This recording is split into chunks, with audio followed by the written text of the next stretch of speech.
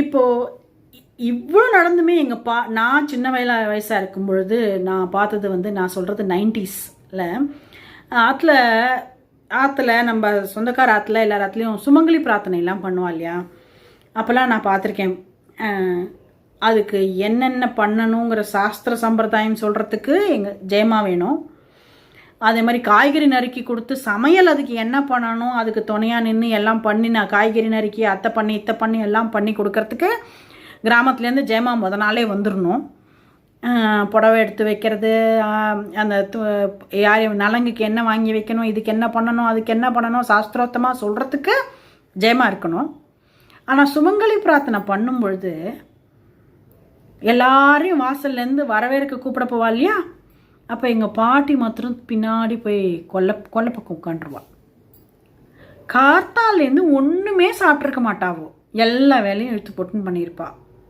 கொல்லை பக்கம் உட்காந்துருவாளா, எல்லா சுமங்கலி பொம்நாட்டிகளும் சாப்பிட்டு, அதுக்கப்புறம் அந்த ஆற்றுல இருக்கிற ஜென்ஸ் எல்லாரும் சாப்பிட்டு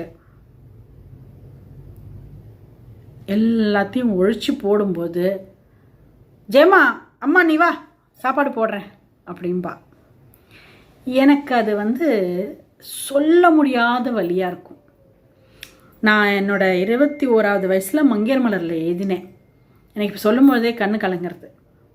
சுமங்கலி பிரார்த்தனைனா கணவனை இழந்த வாளுக்கு வந்து அந்த இடத்துல மதிப்பு கொடுக்கக்கூடாதா, ஒதுக்கி தான் வைக்கணுமா, இப்படி ஏதாவது சாஸ்திரத்தில் சொல்லியிருக்கா, சாஸ்திரம் தெரிஞ்சவா யாராவது சொல்லுங்கோ, இப்படி அவமானப்படுத்தணுமா வாழை அப்படின்னு. இப்போ உங்களுக்கு ஒருத்தரை வந்து ஒதுக்கி வைக்கணும் ஒரு ப்ரோக்ராமில் அப்படின்னு தோணுதுன்னா, உங்களுக்கு நிஜமாவே அதில் சென்டிமெண்ட் இருக்குது, அவள் வந்தால் உங்களுக்கு நிறக்காதுன்னு உங்களுக்கு தோணுதுன்னு வச்சுக்கோங்களேன், நீங்கள் அவளை கூப்பிடவே கூடாது.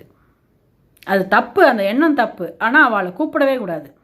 ஆனால் ஃபேமிலியில் நிறைய இடங்களில் இந்த அவமானங்கள் நமக்கு ரொம்ப பிடிச்சவாளுக்கு சாஸ்திரம் பேர்லேயும் சம்பிரதாயங்கள் பேர்லேயும் மதத்தின் பேர்லேயும் நடக்கும் பொழுது அந்த அடுத்த ஜெனரேஷன் குழந்தைகள் வந்து அதை பண்ணுற மனுஷா தப்புன்னு யோசிக்கிறது இல்லை, அந்த மதத்தையும் அந்த கம்யூனிட்டியும் தான் வெறுக்கிறா.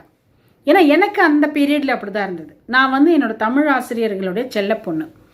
ஓகே, என்னோடய தமிழ் ஆசிரியர்கள் எல்லாமே கடவுள் மறுப்பு கொள்கை உடையவர்கள் தான். எனக்கு அப்போ அது கரெக்டுன்னு பட்டுது. அந்த பீரியடில் என்னோடய டீனேஜில் அது கரெக்டுன்னு ஏன் பட்டுதுன்னா, இந்த மதம் தானே என் பாட்டியை இப்படி நடத்த சொல்லித்தருது அப்படின்ற ஒரு கோபம் எனக்கு அப்போ இருந்தது. இந்த ஆத்து பிள்ளையை நான் முன்னாடி வீடியோவில் ஒரு கதை சொன்னேன் இல்லையா, அந்த ஆத்து பிள்ளையை பார்க்கும்போது என்னுடைய ஒரு அங்கமாக தான் நான் அவனை பார்த்தேன். நான் அந்தளவுக்கு எக்ஸ்ட்ரீமாக பண்ணல, பட் ஆனால் என்னுடைய ஒரு அங்கமாக தான் இந்த குழந்தையும் என்னால் பார்க்க முடிஞ்சுது.